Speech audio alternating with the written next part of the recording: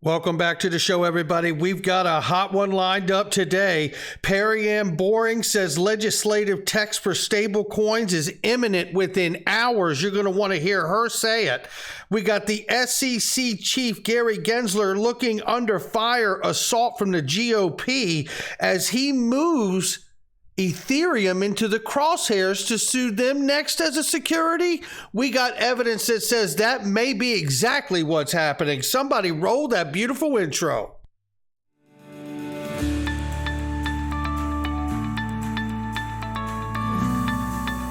Digital Perspectives with Brad Kimes. Come on in.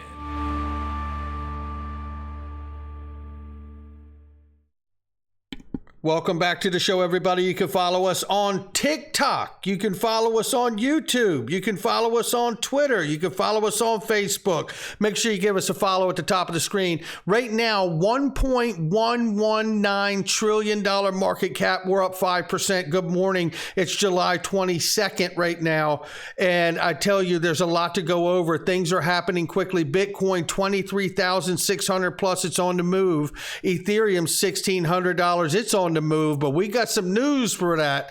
Now, right now, we see XRP at the number 6 spot, even though it's flipped around. It says 6 and 7 here. What the hell's going on here? We have to keep an eye on that and see what's going on. So it looks to be a relay, but we're at the number 6 spot right now, however it goes. 37 cents. We're up 11% on the 7-day. Take a look at the range of price very quickly. Let's get into this. We got so much to do. Right now, almost 5%, 4.9% of the 24-hour, we're ranging between 35, 37 cents. If you haven't done it, check out PureVPN's link underneath my video. It's one of the many different ways that I hide my anonymity online and protect myself. And 82% off on a 27-month plan puts you at $1.99 a month. Can you really afford to not have that kind of protection? I tell you, I can't. That's why I do it. Mining rigs are unnecessary to run a blockchain. 2022, people. I don't use my beeper or my first cell phone anymore either. Look at the size of this thing. This is what miners are doing. This is so ridiculous. You don't even need mining rigs to run a blockchain. You need mining rigs to run antiquated blockchains. What the hell are we doing? You know? Is everybody selling their cars and going to horses? This is a move backwards, ladies and gentlemen, right here. Right here, we see the latest from Eleanor Terrett right here, shared by Charles Gasparino. SEC chief faces scrutiny from GOP over progressive agenda. And this is really over the fact that he has tried to bring ESG, environmental sustainable goals, inside the framework of the SEC, which really the argument is that you can have those things, but they belong at the Environmental Protection Agency.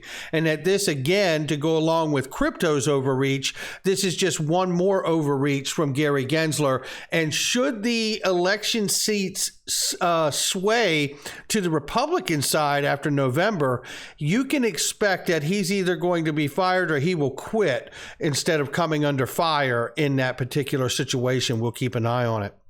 This right now is much bigger than I think most people realize, and we're about to discuss why. Shout out to James K. Filan. Jim, appreciate every single thing that you do for all of us.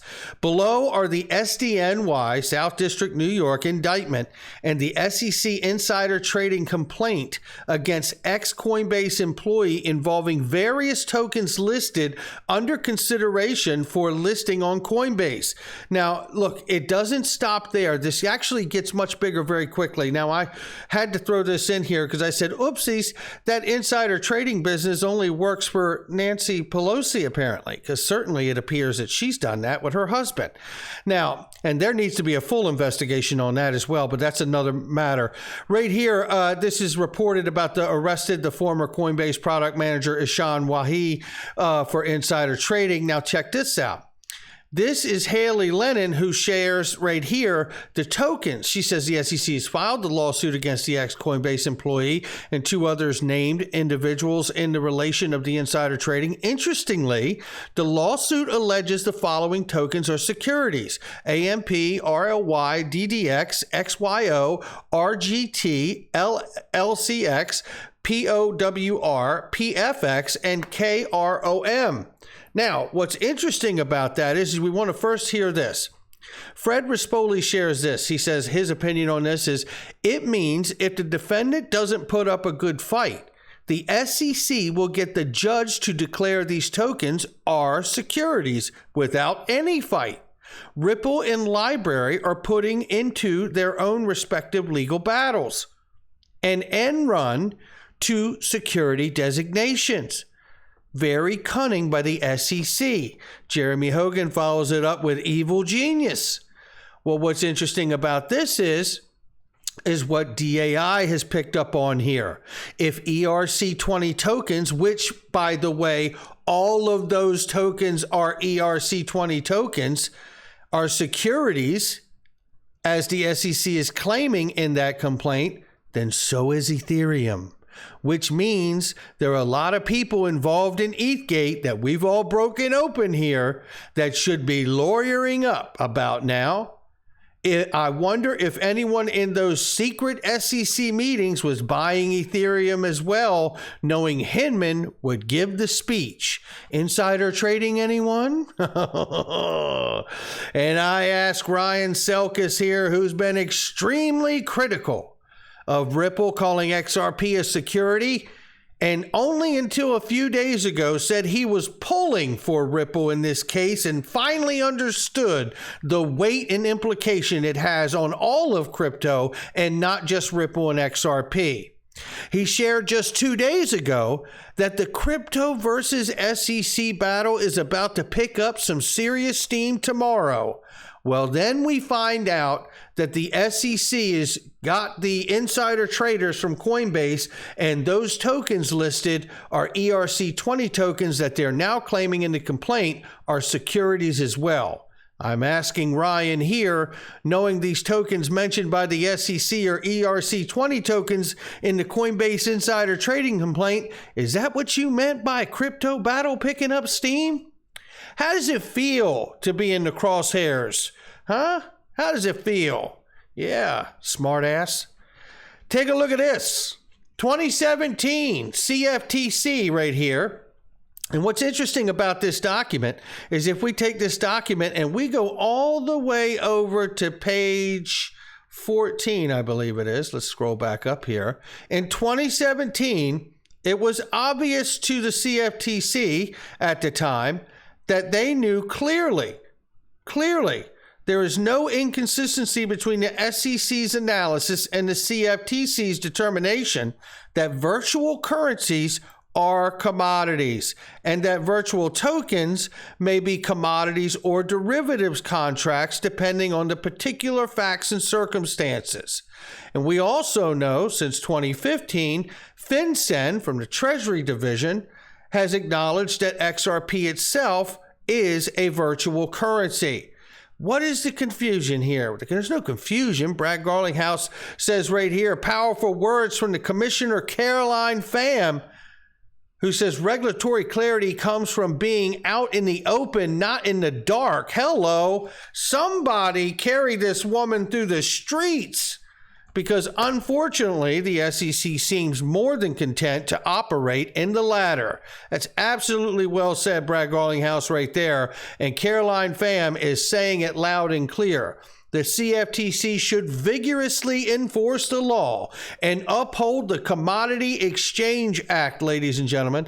This responsibility over our jurisdiction has been entrusted to us by Congress and the American people. The CFTC must not break that trust, and we must remember whom we serve, as she goes into this whole entire piece about the actual the complaint filed against the insider trading here.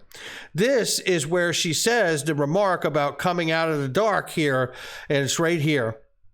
Comment rulemaking pursuant Administrative Procedure Act regulatory clarity comes from being out in the open, not in the dark. Hello, Gary Gensler. Here's the important part we want to grab onto. 12 years ago on this day, the Dodd-Frank Act became law. Since that time, the CFTC has faithfully carried out its expanded anti-fraud mission, has aggressively pursued wrongdoing in every one of our markets. Now, what I love about this is that we know that she's citing the Dodd-Frank Act, which was architected by Michael Barr. Let's remember that. Michael Barr, sworn in just a day or so ago here. It's on, ladies and gentlemen. Michael Barr helped architect the Dodd-Frank Act that she's citing about and then also referencing the clarity and how they've delivered their mission and all of this. And what is Michael Barr sworn in as the VP of the Board of Governors for the Federal Reserve to do? Where he'll have a say in how traditional financial systems interact with cryptocurrencies, especially stablecoins, the lifeblood of crypto transactions. Also noting, Barr will have an influential voice in global standard setting organizations and at home on the U.S. Financial Stability Oversight Council, known as FSOC, baby. And that was created through the Dodd-Frank Act, which he architected as well. This is important, ladies and gentlemen. We are moving somewhere. And to add to that, here is Perianne Boring right here saying, buckle up. Things are moving fast now for stablecoins. There's a turf war abreast in D.C., and we're expecting legislative text on stablecoins imminently within the next couple hours or maybe by today. Listen to what she says here. Shout out to Charles Payne for this. Well, I'm in D.C. today. I've been here all week meeting with members of SEC and CFTC stakeholders. There is a pretty serious power grab between these two agencies, as well as the congressional stakeholders in the House Financial Services, Senate Banking, and the Ag Committee. They both want jurisdiction over this space, and there's a very interesting turf war playing out. And we are expecting to see legislative text on stablecoins imminently, potentially within the next couple hours or maybe by tomorrow. Wow. So the House Financial Services and the Banking Committee are trying to push a stablecoin bill and get that into law, and the Dems and Republicans are debating and negotiating that text as we speak. All right, can't wait to see what that is. And always thank you for keeping us abreast. Perianne, thanks a lot. Talk to you again real soon.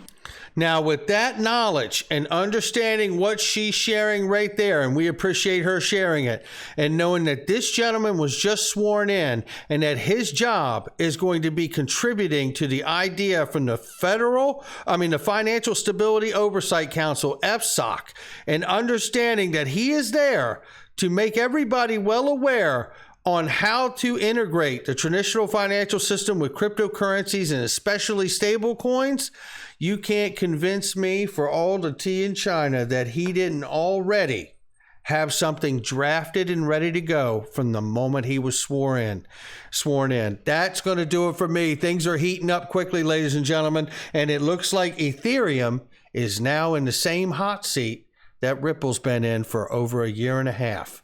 I tell you, keep an eye on this. This is crypto. You never know. Head on a swivel. Check out all the links in the description box in the comment section. The products I use each and every day. And there's great specials and deals, but you got to click the links to get them. I'll catch all of you on the next one.